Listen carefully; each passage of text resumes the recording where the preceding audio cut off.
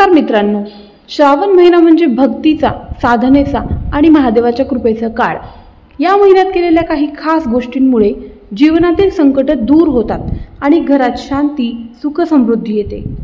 चला तर मग पाहूया श्रावण महिन्यात नक्की काय केलं पाहिजे। सर्वप्रथम तुम्ही चॅनलवर जर नवीन असताल तर अशाच उपयोगी आणि महत्त्वाच्या व्हिडिओंसाठी चॅनलला सबस्क्राइब करून ठेवा।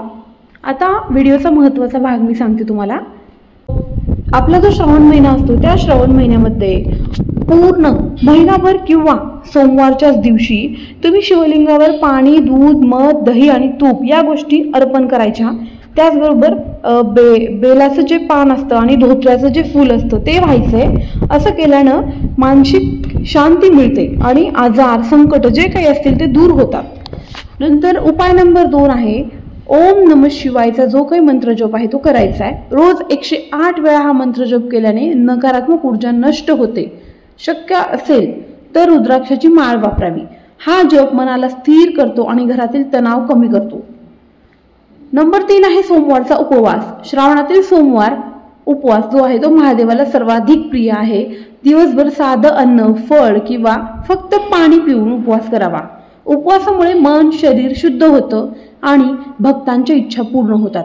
तसं तर बरेच लोक पूर्ण श्रावण महिना एकच टाइम जेवण करून उपवास करतात, पण जर तुम्हाला ते सहन होत नसेल तर तुम्ही फक्त सोमवारचा उपवास धरू शकता। नंतर नंबर 4 आहे दान धर्म। श्रावण महिन्यात गरिबांना अन्नदान, वस्त्रदान, गायीला हिरवं गवत, पक्ष्यांना दाणे, पाणी द्यावं। असं केल्याने पाप कमी होऊन पुण्य वाढतं आणि संकट टळतात असं म्हणतात। नंबर 5 आहे गंगाजलाचा वापर। घरात पवित्रता टिकवण्यासाठी गंगाजल शिंपडावं।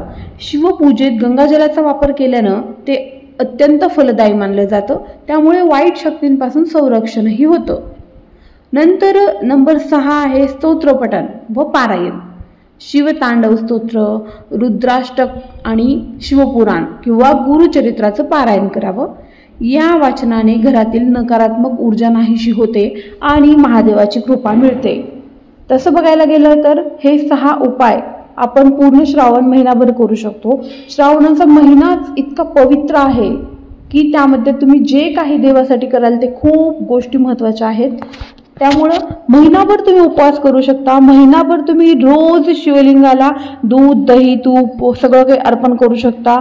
शिवलिंगाची महिनाभर तुम्ही रोज पूजा करू शकता आणि ज्यांना शक्य नाही होत त्यांनी फक्त सोमवारच्या दिवशी या सगळ्या गोष्टी केल्या तर खूप चांगलं आहे। आणि जे महिनाभर करतात त्यांना तर याचं जे फळ आहे ते खूप लवकरात लवकर मिळतं। मित्रांनो, श्रावण महिना हा फक्त पूजा, उपवास किंवा नियम पाळण्यापुरताच मर्यादित नाही, तर मन, वाणी आणि कर्म यांच्या सुद्धा शुद्धीकरण करण्याचा हा काळ आहे।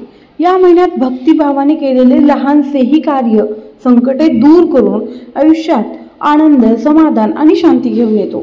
म्हणूनच आपण श्रद्धा आणि प्रेमाने परमेश्वराची उपासना केली तर नक्कीच आपल्या जीवनातल्या सर्व अडचणी नाहीशा होऊन सुख, समृद्धी येईल। तर हर हर महादेव आणि श्री स्वामी समर्थ या दिव्य नामांचा जप करून आपण श्रावण महिना मंगलमय करूया।